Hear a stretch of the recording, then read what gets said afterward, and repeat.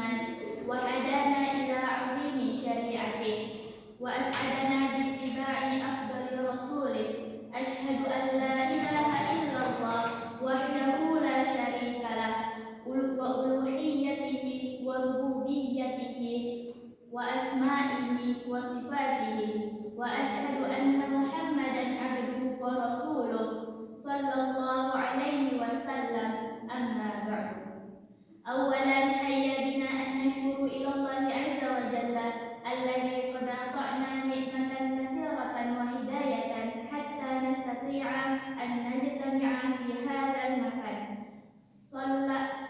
ثانيا صلاة وسلاما على نبينا محمد صلى الله عليه وسلم الذي قد حمل الناس من الظلمات إلى النور أو إلى صراط مستقيم.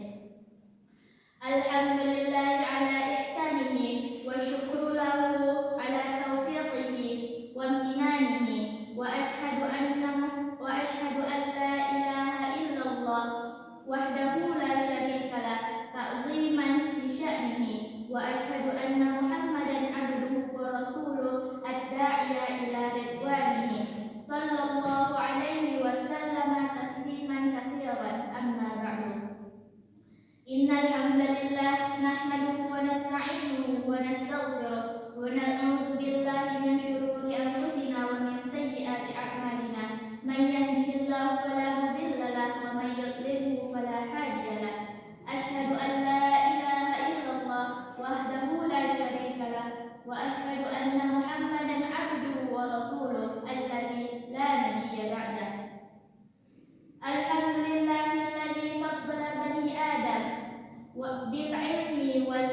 بالعلم والأعمال والصلاة والسلام على رسولنا نبينا محمد وعلى آله وصحبه والتابعين لهم بإحسان إلى آخر الأيام أما بعد. الحمد لله رب العالمين والصلاة والسلام على أشرف الأنبياء والمرسلين وعلى آله وصحبه أجمعين صلى الله عليه وسلم amma ba'du. Pada kesempatan siang ini saya Arini Aulia, mahasiswa pendidikan bahasa Arab UIN Syekh M. Jazil Jambe Bukit Tinggi akan menyampaikan ceramah yang berjudul Salat. Teman-teman semua, bagaimana yang kita ketahui bahwa salat merupakan salah satu kewajiban umat Islam, baik laki-laki, perempuan, kecil, besar, semuanya untuk umat Islam wajib hukumnya menunaikan salat. Dalam salat merupakan bentuk tanda keimanan kita kepada Allah, yaitu dengan mendirikan salat, yaitu beribadah. Dalam Quran surah Al-Ahzab ayat 14 yang berbunyi, Innani anallahu la ilaha illa ana fa'budani wa aqimis salata li dzikri. Sesungguhnya akulah Tuhan, tiada Tuhan selain aku. Sembahlah aku dan dirikanlah salat sebagai bentuk mengingatku. Maka dalam surat ini Allah menegaskan bahwa tiada Tuhan selain Allah, dan dengan mengingat Allah dan cara kita untuk mengingat Allah yaitu salah satunya dengan kita menunaikan ibadah salat. Dengan salat kita dapat menjalankan keimanan kita sebagai Islam agar agama kita sebagai Islam tidak runtuh. Karena salat merupakan salah satu tiang agama. Jika salat kita tidak kita tunaikan, maka agama kita akan runtuh. Sebagaimana dalam Quran surah Al-Ankabut,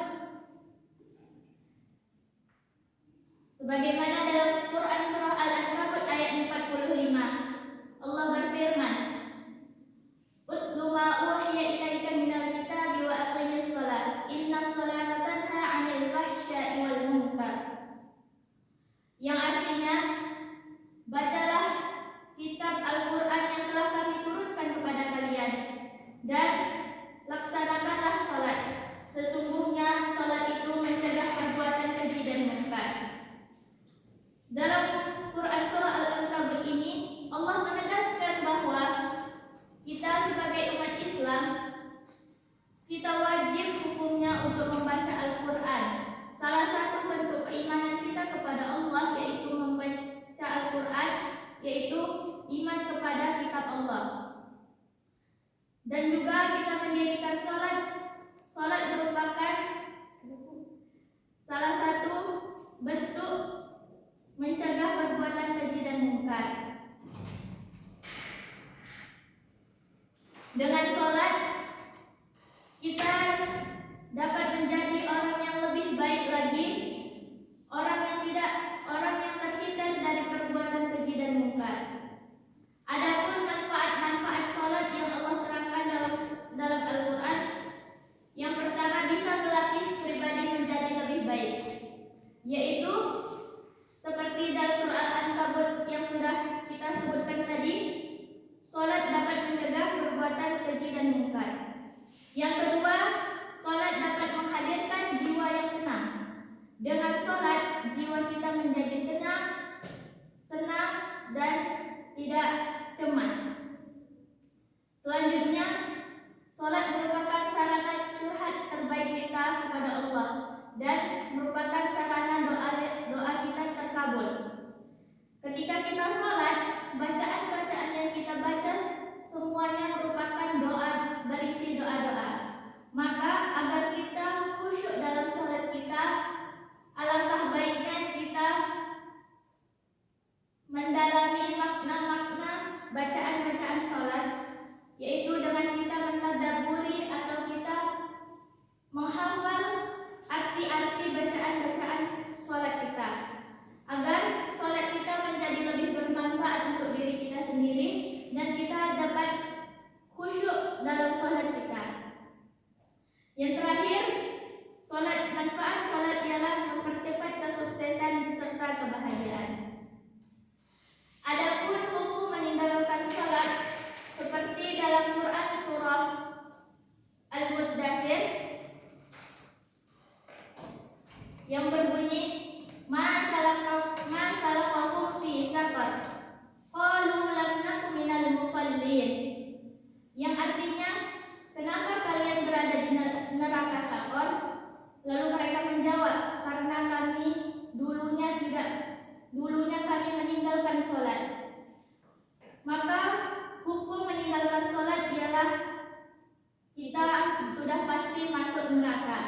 Yang kedua, dalam hadis riwayat Muslim, hukum meninggalkan sholat, Rasulullah bersabda bahwasannya hukum meninggalkan sholat ialah perbedaan antara orang beriman dengan orang syirik dan orang kufur ialah ketika ia meninggalkan sholat. Maka jika kita masih dikatakan menjadi orang yang beriman, jangan tinggalkanlah sholat. Jika kita meninggalkan sholat, maka termasuk kita sudah syirik dan kita keluar dari agama Islam kita. Dan adapun keutamaan sholat sudah pastinya dapat